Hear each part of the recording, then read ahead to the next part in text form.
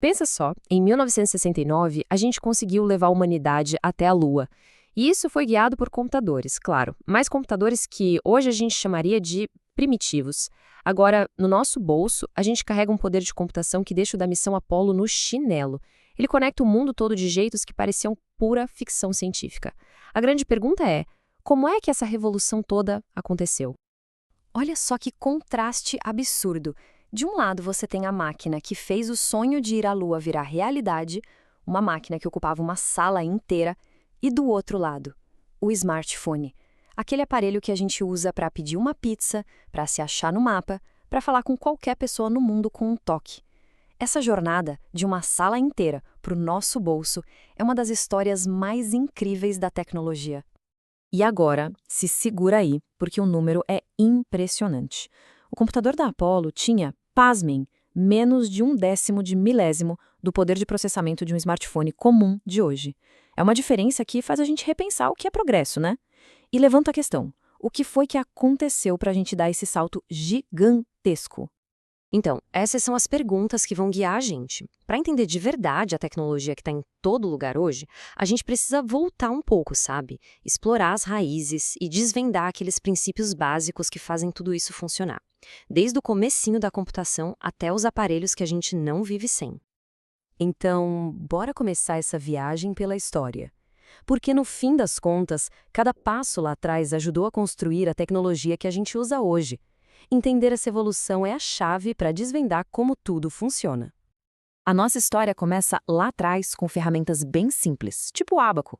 Daí a gente avança para mentes brilhantes, visionários como Charles Babbage e Ada Lovelace, que já imaginavam máquinas programáveis muito antes delas existirem. E aí, dando um salto para o século XX, aparecem os gigantes, tipo o ENIAC, que abriram as portas para a revolução dos computadores pessoais e finalmente trouxeram a tecnologia para dentro de casa. E tem uma curiosidade muito legal sobre isso. Sabe o termo debugging que a gente usa para consertar problemas em código? A origem dele é literal.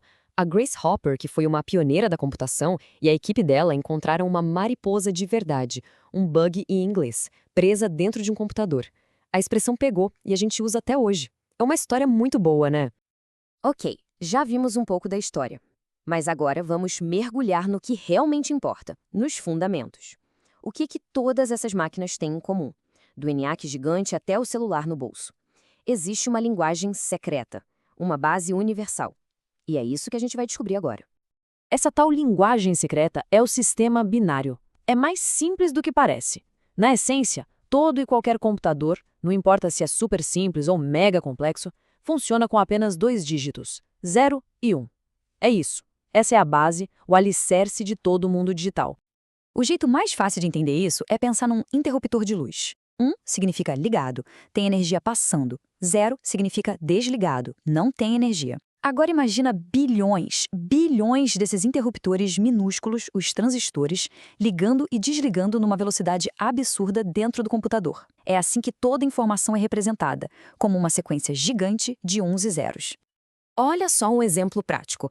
Cada letra, cada caractere, como T e I, por exemplo, é transformado numa sequência única de 8 desses interruptores, ou 8 bits. Isso a gente chama de um byte. Para o computador, não existe a letra T. O que existe é uma sequência específica de ligado e desligado. É só isso que ele entende.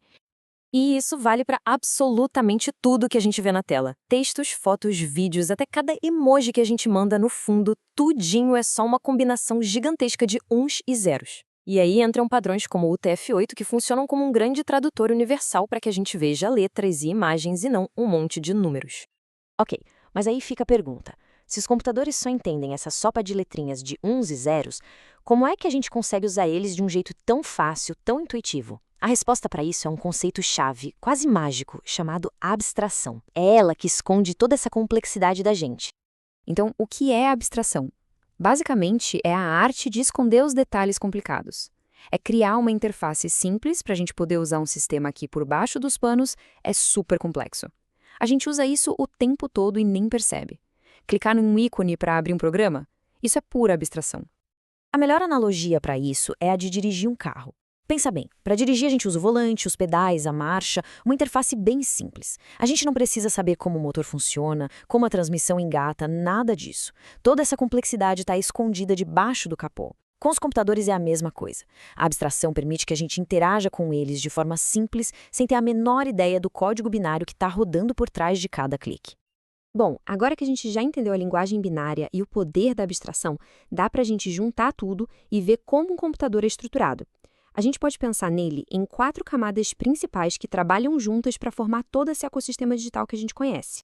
Vamos pensar de cima para baixo. Lá no topo, a camada mais importante de todas. O usuário. Somos nós. Tudo que está abaixo existe para servir a gente. Logo abaixo vem o software, que são os aplicativos que a gente usa no dia a dia, tipo um navegador, o editor de texto. Em seguida vem o sistema operacional, o Windows, o Android, que é o grande gerente, fazendo o hardware e o software conversarem. E lá na base de tudo a gente tem o hardware, que é a parte física, tudo aquilo que a gente pode tocar. O teclado, a tela, os chips lá dentro. Isso nos leva a um ponto muito importante, talvez o mais importante de todos. No fim das contas, tecnologia da informação não é só sobre construir computadores ou usar a internet.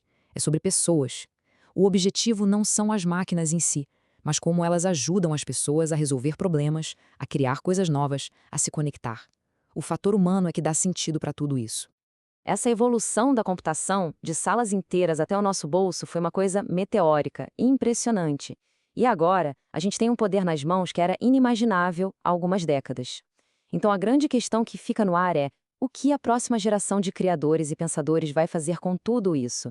Quais problemas eles vão resolver? Lembrando sempre que o verdadeiro propósito da tecnologia é servir as pessoas.